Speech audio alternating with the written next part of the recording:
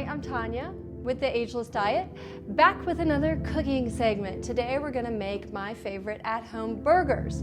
Now, I'm a big fan of a bistro burger every now and again. You know, those big, hearty, chunky burgers with all the fixins, or a Shake Shack burger can sometimes hit the spot. But what about eating ageless and having a burger? Well, it's actually really easy. In fact, the Ageless Diet is really all about joy. Joy of cooking, joy of eating food that tastes really good and makes you feel even better. And with that in mind, I wanted to show you how to make these grass-fed beef burgers. Why grass-fed beef? Well, because it's better for you, better for the planet, better for the cows, better all around. Let's get started. Now, grass-fed beef can be a bit on the dry side, so I'm gonna use mushrooms and onions as a filler with my beef to keep it really moist and juicy and delicious. So, I'm gonna add a couple of tablespoons of oil. And then I'm going to add about 10 ounces of finely diced portobello or cremini mushrooms. Now you can put this and the finely diced medium onion in a food processor if you want, but I didn't feel like dealing with all of that, so I just chopped it up myself. And I don't have the serious knife skills of a real chef, so don't let that discourage you from cooking, that you don't cook like the people in cooking shows. And this is gonna cook down. It's gonna take about 7 to 8 minutes. I'm gonna stir it up. It actually already smells really good. There's something about the magic of onions sauteing, hitting a hot pan. And by the way, I use a cast iron skillet, which many people, including the writers at the New York Times, think is the best surface on which to cook a burger, even better than a grill. But we'll get to that later.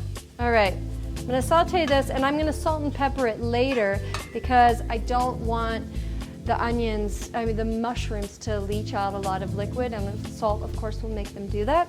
All right, so while that mixture, the mushroom and onion mixture cooks, I'm gonna make the apple and celery slaw.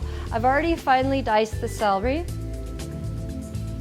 And though the original recipe calls for julienning the apple, I'm not gonna do that. I'm just gonna try and do with my mediocre knife skills, little tiny strips like you would for a slaw. So all you need is half a Granny Smith apple. I like these because they're super tart. And then I'm just gonna really make an effort to go narrow. I don't peel this because I like the green. You know, it's bright and fresh and pretty. And I never peel anything, actually. I never peel carrots because a lot of the nutrients live there. And now, one of the goals of this cooking segment for me today is to show those of you who don't want to cook for a family of 4 every night because you're single, you want to cook for yourself and you want to cook something really good. Well, here's how you do it. I'm going to show you in all these cooking segments how to make something that's just for you, because you deserve to eat as well as a family of 4. And just because it's just you doesn't mean you shouldn't put the effort forth for just you. All right, so I've got this going on, my apple and celery mixture. I'm going to add a little bit of salt because salt makes everything better. And nothing like, you know, the sweet of the apple and the celery with a little bit of salt to bring it out. A little cracked pepper. Okay, and stir that a bit. And now, the dressing. I'm gonna use a teaspoon of Dijon or whole grain mustard and a teaspoon of mayo. You can also use, though I don't know why you would because you're cooking meat, but you could also make these burgers vegan, you know, with black beans or something, and you could use like a veganaise. But you know, we're making beef burgers. All right, midway through, I'm just gonna, wow, this is really cooking down so beautifully.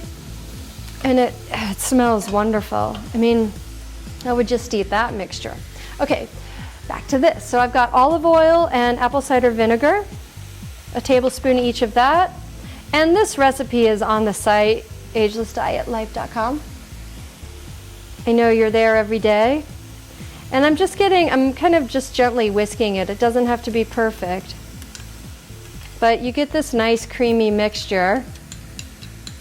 And if you are making this burger for one, The recipe makes 4 patties, but you can easily freeze the other 3 and just make 1 each night, and the slaw's already made. So, you know, or you could put this slaw, the leftover slaw, if you're making it for 1, on top of your grain bowl in the morning. It smells good, it's vinegary, it's peppery, it's creamy. See, it's beautiful. All right, so this is still cooking. We're gonna take a little break from watching it because it doesn't really need our attention. So cool to my mushroom onion mixture. Smells good. Has cooled to room temperature. And I've got my grass-fed beef out. And if you're vegan, this is the time where you're going to turn away because this will not be your vibe. But if you are into burgers, watch and learn and duplicate at home. Okay, so I'm just gonna salt the meat just a little and pepper it and use my old friend cumin. You're thinking that's all she uses, what the hell? Yeah, that's true, that is all I use. Okay, so I'm going to mash this down, and you know, I use like 80 to 85% fat to lean ratio. Well, not lean to fat, is that how? It's 20% fat for this. Okay, so I'm gonna, and this is where you just have to use your hands, man. So put all of that, you don't wanna miss any of it. And I'm gonna combine it all. I'm just gonna mash it together. And then by the time you cook this, you won't be able to tell that there's actually mushrooms and onions in it. It's just gonna look golden and burger-like and beautiful.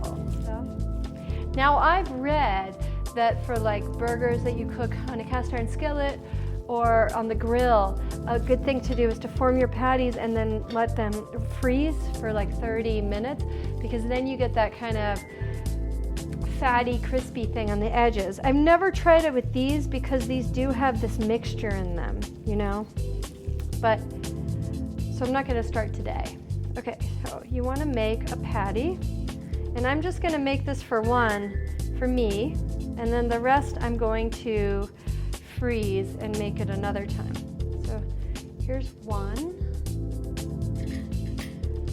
Okay, now to cook. I'm gonna add about a tablespoon of oil. Get it hot, hot, hot. You know, you want to hit the beef to hit a hot pan. And I'm going to put it in. Woo! Yes, there we go. Voila! That's how easy it is. Okay, so this is gonna cook on one side for about 4 minutes, and then I'm gonna flip it. Okay, so one side is done. The onions and the mushrooms that were kind of stuck outside got really golden brown. Oh, wow. This is gonna be amazing. It really smells delicious. And it actually makes me think that even a vegan burger would be good, like a nut and seed bean burger, because the mushrooms and onions are part of what makes it smell so delicious. All right, and there you have it, a beautiful grass-fed beef burger. You will love this, I promise. So for this recipe and so many others, all for free at your fingertips online, go to agelessdietlife.com. Until next time, happy eating, stay ageless. Ciao for now.